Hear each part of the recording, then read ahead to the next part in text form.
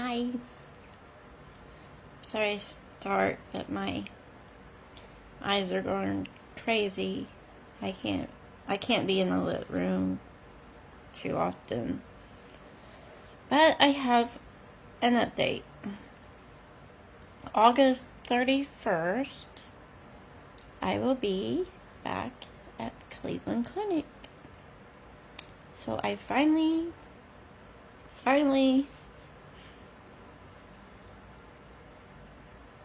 have hope. Something to look for, my first appointments are with a neurology muscular, I think. I know she's neurology something, so, but I have, my sister-in-law and Missy's putting all this together, so I just remember little bits and pieces. I know it's August 31st, and we're wanting to be inpatient because of all the specialists I'll be seeing. So we're just not sure yet on that part. But what's awesome is my brother was already on vacation for that week. So praise God they'll be able to go with us again. That's who we did this in 2015. That's the first time I ever heard the words myalgic encephalomyelitis. I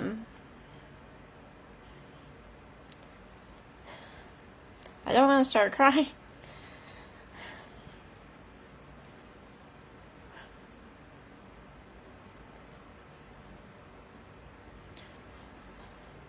Any of you that's been following my story and seen the medical side, but the mental side. The last therapist I was at, I told her something that was very dangerous, and she said, well, this is my last day. I decided to stay home with my family. I'm an unaliving survivor. And when I looked more into Lyme disease and ME and the Dystonia, it talks about the unaliving rate going, you have like a huge, like with Lyme disease, it's like 75% higher rate than your normal. And I have fought this for 28 years, being told there's nothing wrong with you. It's all mental. So I guess meningitis, chronic meningitis, Mollerettes, yeah, that is all in my head. Because it's my freaking brain. Yo, it's my brain. How? When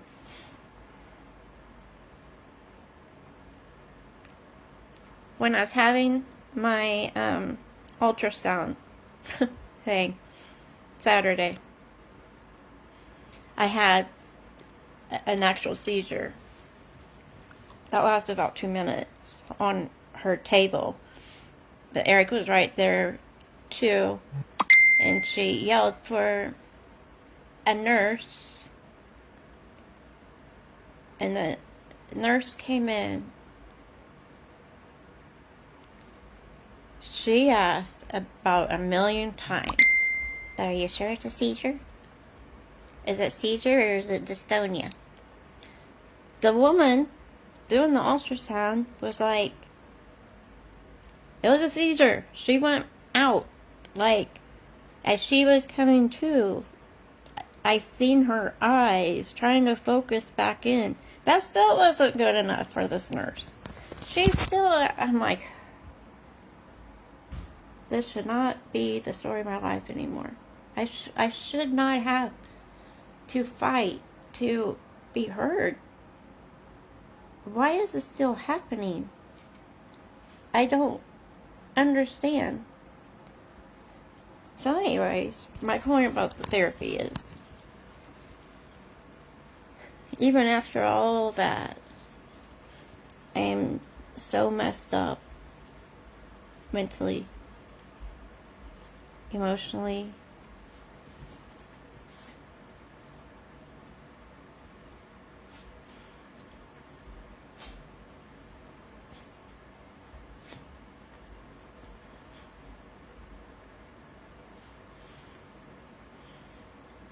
Broken. Just broken.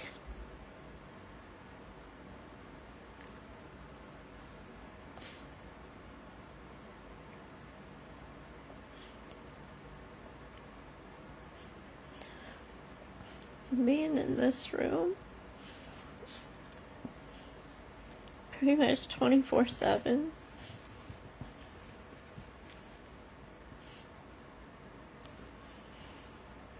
You start really hurting your own feelings, you know? And then you don't see humans. And then you put ADHD on top of it.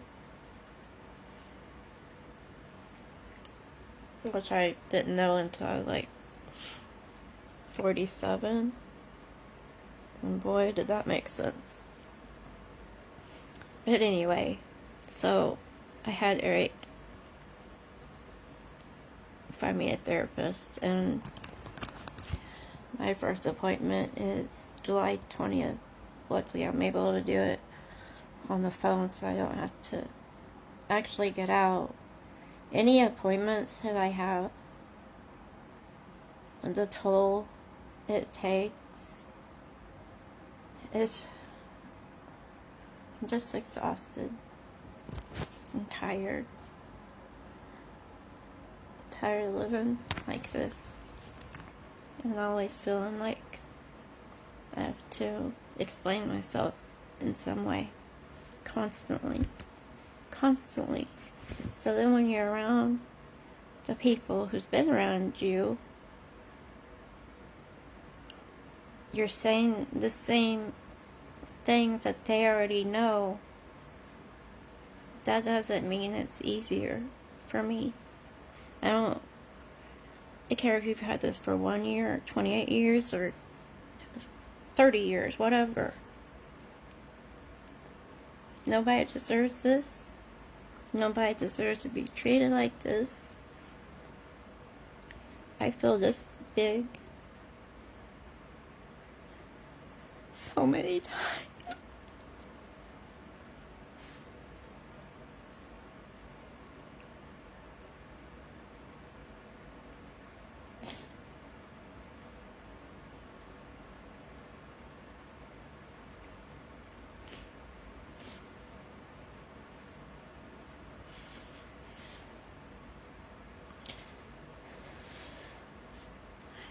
I don't know how.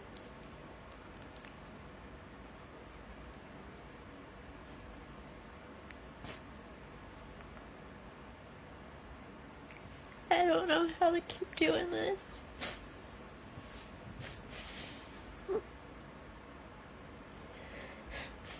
It's so overwhelming.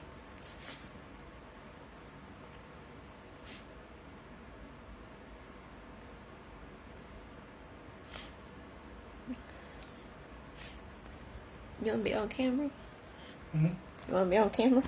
Yeah. So, oh,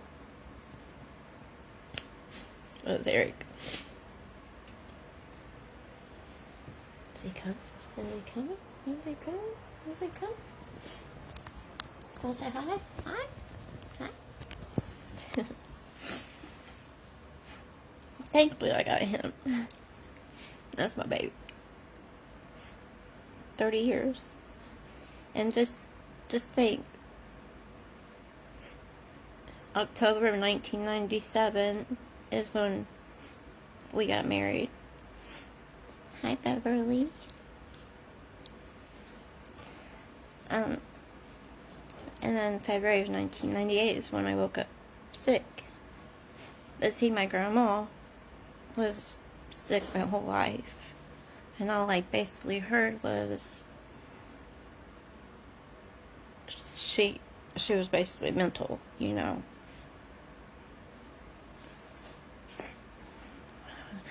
Not realizing until I got sick what she was really going through and how you can one day like move furniture and do all this stuff, but then she would be in bed for a month, and then all I heard was she's a hypochondriac. It's all in her head. Da da da da da da da da. So when you constantly hear that, and then it happens to you,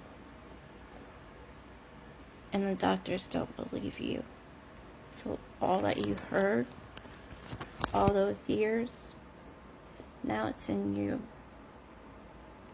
and you have to, like, how do I deal with this? And I don't know. I don't know anymore.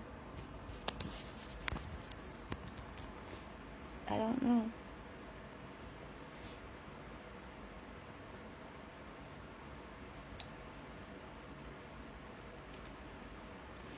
I don't really know what else to say, but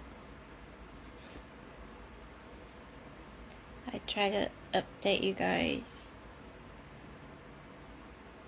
whenever I have, news. It's just important for me, for people to see me like this.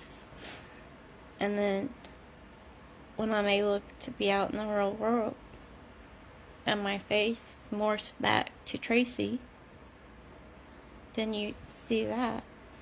I don't use filters, obviously. And I'll look at some of my recordings and it was like big old chin, Obviously, I don't know my good side, my bad. I don't know how to do all that. Hi, Linux.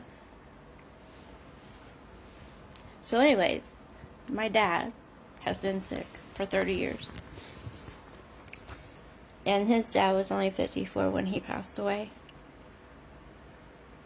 He's got 5 siblings. His baby sister was only 49 when she passed away. Her and I were more identical. But her name was Cindy, and my mom and dad always called me Cindy, accidentally, because I was so much like her. And then his other sister passed away. She was in her 50s from multiple system atrophy, which is a part of dystonia. All she could do was move her eyes. She couldn't talk. She couldn't move her body anymore. So then that happened. And then my dad's youngest brother, he might have been 60. I'm not sure. But he passed a horrible death too. So when you have ME, late stage Lyme disease, dystonia takes over like the left side of my body. My face will droop. It starts flinching and I can't control it. Like this arm starts turning all the way around, and then I'll have ticks, dystonia ticks. They're very painful.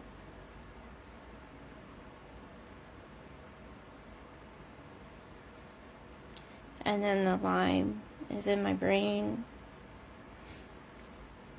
I think that might be why I get chronic meningitis too. I can tell when my brain is swollen from the meningitis, and I can tell the difference when it's the Lyme.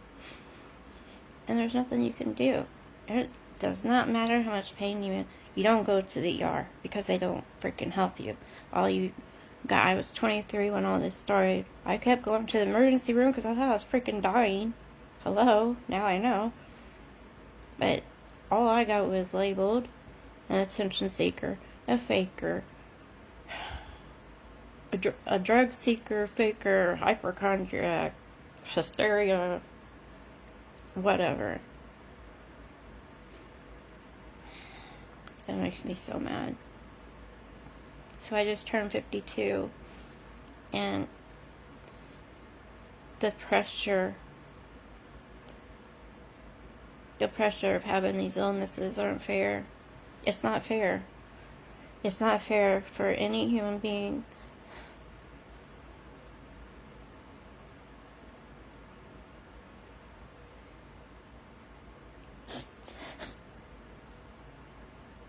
To feel less than a human being.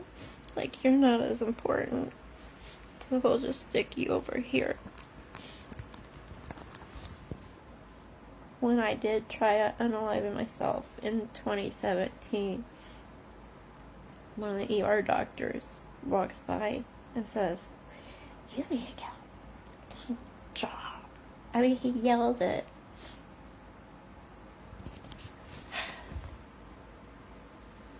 And then, I was put on a 72-hour hold. So I'm at Vala Vista. And you go to the counter, like everybody lines up for their meds, I guess. They're asking me, what milligram of Suboxone are you on? I don't know, what's Suboxone? Okay, what milligram of cigarette patch do you need? I don't smoke. All I need is my antidepressant. That's it. So I was there 72 hours. Not even 48 hours. I'm in withdrawals.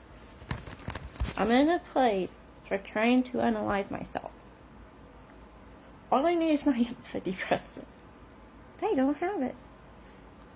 So I go into these withdrawals. And the people that are coming off heroin and meth are taking care of me. I go into these seizures. I smack my head against a concrete wall. I'm shivering. So they're covering me up, just trying. I guess they know what withdrawals were, so they was trying to help me, get through it. It was almost the last day before they got my antidepressant. I'm telling you all the story of my life. Once I was letting the dogs out. This is when I lived in Beach Grove on Emerson. And I had a seizure, and half my body was outside and half was inside.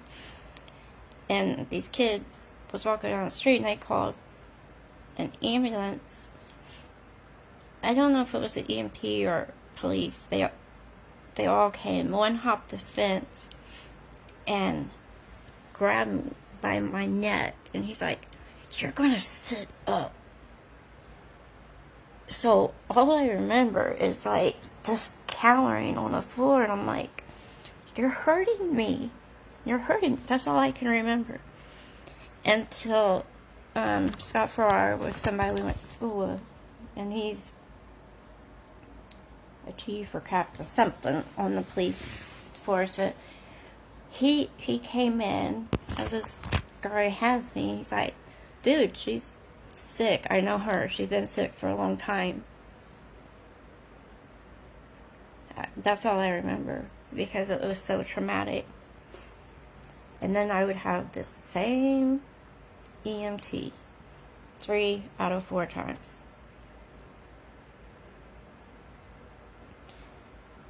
I don't know how that woman has a job. I was having really bad chest pains, and I thought I was having a heart attack, which now I know is that condylarthritis that goes around your ribs and stuff and makes it always bad. But she's like, what did you take? I'm like, what do you mean? What did you take? I didn't take anything. I don't know what you're talking about. And she was asking me what's going on. And I was like, I feel like I'm having a stroke or something. She makes me get out of my bed. And she said, you're going to walk to that gurney. Like that. I'm like, okay. So I get up. And she's behind me. And another paramedic's in front of me. So I'm holding on to him. I'm holding on to her. Trying to walk to the gurney. And then she says to me, girl, you better put some step into it, because you're not going to put my back out. 3 times I had her. Every time she was just so mean. And why? What have I done to deserve this? Not the illnesses. You know, shit happens. But we shouldn't be treated the way we are. And there's way too many of us that has the same exact story as me. There's nothing wrong with us. And you know why you rarely see us? Because we have to be in the dark. In one bedroom. Sometimes you can't even... I have to have cancel noise. Just when I have to lay in here and if I heard a bird sing or something, you know, it could just tip me out.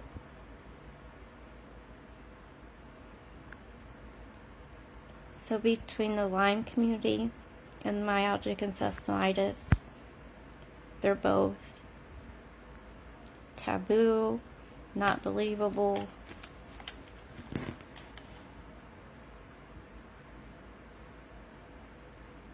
And you just sit here and wonder, how does this happen? How can you see all this and not believe what I'm going through? And some of it looks like really overly dramatic, especially with the Dystonia. When the ticks start, if you just Googled Dystonia, all they have to do is that, and they'll see how horrific it looks, and maybe pay attention to how painful it is, and maybe want to give it a little compassion. What's that? I'll tell you what, most of us who are sick has a lot of compassion, and we've become each other's family, because I don't think a lot of us would be alive without each other. That's how sick this emotionally makes us feel, mentally, the toll. When any depression, with me anyways, was always secondary, because I can't go run this shit off. You know, I can't just take all in my mind and go exercise or go punch a freaking punching bag, you know? It's hard, I'm just saying. But it is what it is. So there you go.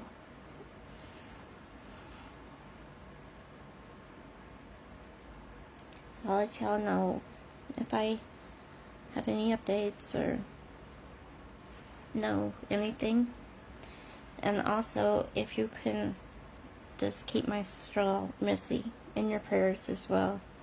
She'll give updates on what's happening, but she really needs prayers. So, when she updates, then I'll share that or whatever with the people that know how precious she is. So, there it is. I still try to be happy though, just so y'all know. Like, Eric and I laugh a lot. You have to have a good sense of humor and a little dark humor. I guess. Not too dark, but just keeps you going, right?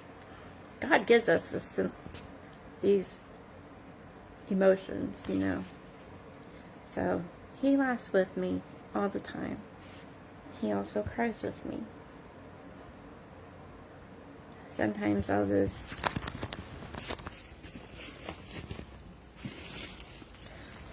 just have to like grab my Bible and I'll just clench it and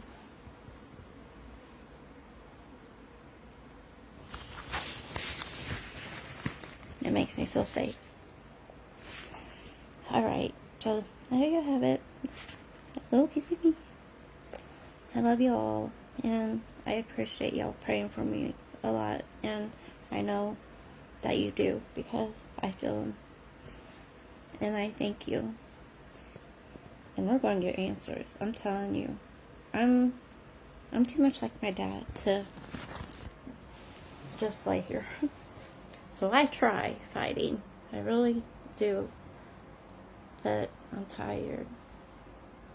I'm really tired. I need people to fight for me now. I'm tired. Alright, you guys. Thank you so much. A holy kiss from me to you. Much love. Peace. Hangers. Bye.